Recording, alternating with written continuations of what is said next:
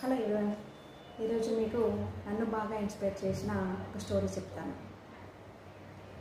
Vision కరెక్ట్గా ఉండి లక్ష్యం సాధించాలనే పట్టుదల ఉండి బాగా కష్టపడితే road facilities, cell phones, new technology ఏవి లేకపోయినా సాధించవచ్చు అని ప్రూవ్ చేసిన ఒక పర్సన్ గురించి చెప్తాను. 1960s ఆ టైంలో అతను రంగూన్ వెళ్ళి క్లాత్కి సంబంధించిన వర్క్ అనేది నేర్చుకున్నాడు.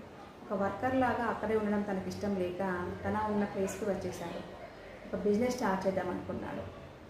అప్పుడు ఫస్ట్ తను చేసింది ఏంటంటే విజన్ మైండ్లో పెట్టేసుకొని తన చుట్టుపక్కల ఉన్న ఏరియాస్లలో బిజినెస్ ఎలా ఉంది, మార్కెట్ ఎలా ఉంది, తన కస్టమర్స్ ఎలా ఉంటారు అని నేర్చుకోవడానికి ఫస్ట్ అన్ని చోట్ల తిరిగి కస్టమర్స్తో ఇంటరాక్షన్ తెలుసుకొని ఇంటరాక్షన్ ఉండి వాళ్ళకి ఎటువంటి మెటీరియల్ అవసరం ఉంటుందో తెలుసుకున్నాడు. తర్వాత కొంత మెటీరియల్ తీసేసుకొని ఫస్ట్ నడుచుకుంటూ వెళ్ళి ప్రతి ఒక్కరితో ఇంటరాక్ట్ అయ్యి నా దగ్గర ఇక్కడ ఫెసిలిటీ ఉంది, మీకు ఎటువంటి మెటీరియల్ కావాలి అనేది తెలుసుకొని నెక్స్ట్ టైం వచ్చినప్పుడు కస్టమర్స్ ఏం ఎక్స్పెక్ట్ చేస్తున్నారో వాటిని తీసుకొని రావడము చేశాడనమాట. సో అప్పుడు తన కస్టమర్తో తనకు ఇంటరాక్షన్ స్టార్ట్ అయింది. తర్వాత తను అక్కడ నుండి కస్టమర్స్ రీచ్ అవ్వడం కష్టమవుతుంది, బిజినెస్ వర్కౌట్ అవుతుంది అనేది తెలుసుకొని తన ఫ్యామిలీని తనకు ఎక్కడైతే బిజినెస్ కరెక్ట్గా రన్ అవుతుందని తెలుసుకున్నాడో ఆ ప్లేస్కి తన ఫ్యామిలీని షిఫ్ట్ చేశాడు.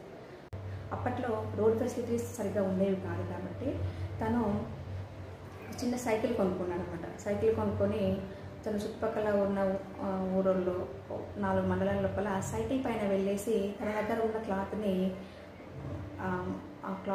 వాటిని వాళ్ళకి అందేలాగా చేసుకున్నాడు. తర్వాత కన్స్ట్రక్షన్ అవి స్టార్ట్ చేశాక రోడ్డులో తన షాప్ అనేది లోపలికి అయిపోయింది. సో అలా అక్కడే ఉంటే తన బిజినెస్ ఇంకా ఇంప్రూవ్ అవ్వదనేసి ముందే గ్రహించి తను ఇంటి దగ్గర ఉన్న తన షాప్ని ట్రాన్స్పోర్టేషన్కి ఈజీగా ఉంటుంది, కస్టమర్స్కి దగ్గరగా ఉంటుందనే ఉద్దేశంతో మెయిన్ రోడ్కి షిఫ్ట్ చేశాడు. ఆ షాప్లో ఇంకా 5గురికి ఉపాధి కూడా కల్పించాడు.